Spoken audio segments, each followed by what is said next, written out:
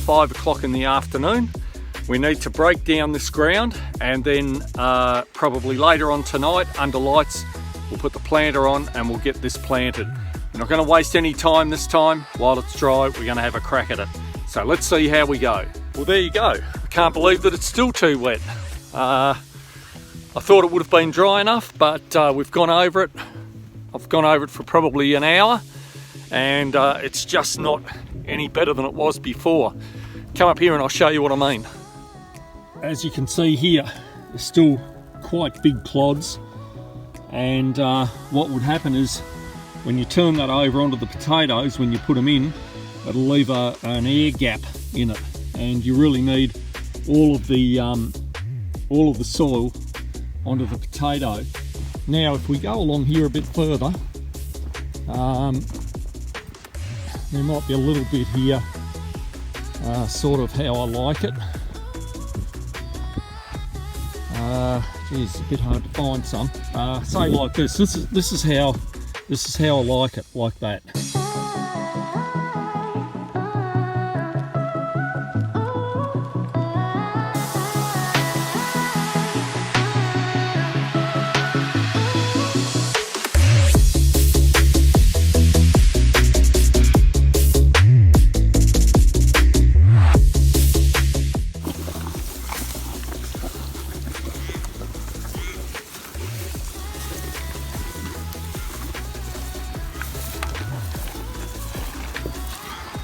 Well, here we are over in the potato area once again. This is where we've pulled the dirt up over them here to stop them from getting burned. As you can see, there's another one, or you mightn't be able to see it, but there's another one coming through there. Another one here. Probably looks like there's a fair few weeds in there, and there are. But once we start mounding the dirt up over them, that tends to kill the weeds and drown them out. And look here what we've got. We've got some cockatoo damage. So this is what the cockatoos actually do to the beans. They pull the leaves off them. But as I walk further and further down the rows here, I am seeing a lot more potatoes up out of the ground. They are covered by the weeds, but what we're going to do today is go over them again, chip a few of the weeds away, and that'll give us an indication then of where they are when we start running the weeder up the rows, and then running the mounder up to mound the dirt up over them.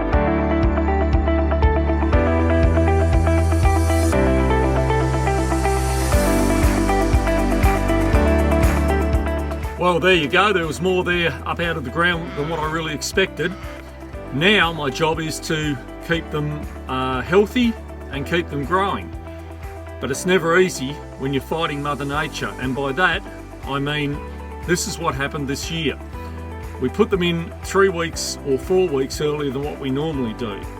Now we normally miss the last frost by about 3 weeks when we put them in. So because we put them in 3 to 4 weeks early, that means that we could get a frost within another week or so. So we're keeping our fingers crossed that we don't get that frost. On the other hand, if we hadn't have put them in, we wouldn't have had them in now, because we've had so much rain and they're up out of the ground, which is good. And we really need our pink eye potatoes for Christmas, because that's when the big sale period is for pink eye potatoes in Tasmania, because they're a traditional Christmas potato that you have with your Christmas dinner and Christmas tea. So let's keep our fingers crossed. Let's hope we're not fighting nature too much.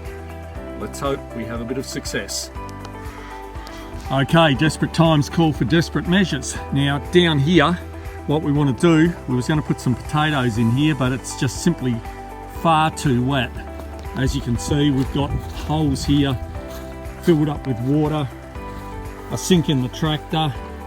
Okay, what I'm going to do is I'm going to plough some drains down here through these tractor ruts all the way down the fence line right down to the bottom, and then we'll try to put another one right down the centre and another one down next to that ploughed bit over there, connect them all up, and what I'm hoping is all the water will drain into the into the gutters, and it won't get so wet because over the next 3 or 4 days we're expected to get a couple of inches of rain, and that will just top it right off. And there I go, I nearly fell in one of the tractor ruts. Okay, so what we've got up here, I thought I'd use the small tractor, it mightn't sink as much, and we've also got just a very light single furrow plough on there, and I'm hoping that'll do the trick. It won't put too much pressure on the tractor and make the wheels spin. So let's see how we go.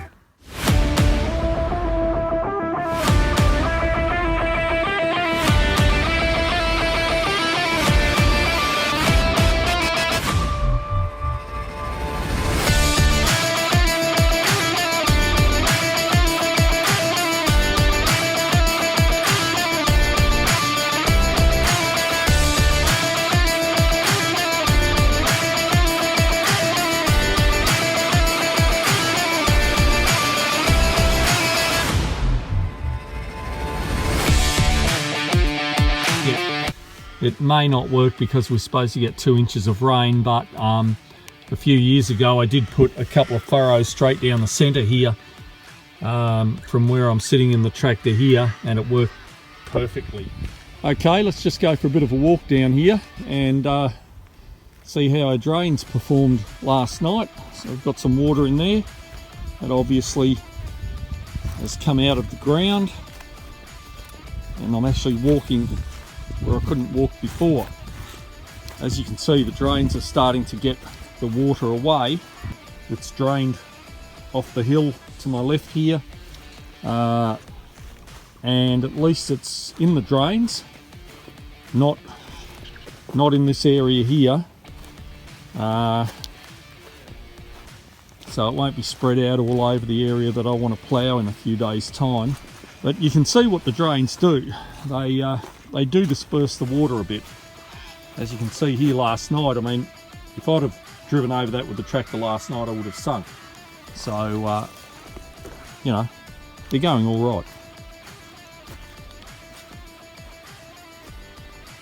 Hopefully, in a few days' time, or hopefully in a couple of weeks' time with the rain we're expecting, we should be able to get some potatoes in here. We've checked out the potatoes, we've checked out what we did last night. Everything looks pretty good at the moment over here, better than it did yesterday. With the rain to come, it'll probably look worse tomorrow, but nothing we can do about it. And hopefully, fingers crossed, things will look a bit better for planting some more potatoes next week. Anyway, I've had enough for the night. I think I'm going to go home, have a look at a bit of YouTube, maybe a bit of sport on telly, get a Milo, some raspberry shortcake biscuits. Sounds like a plan to me.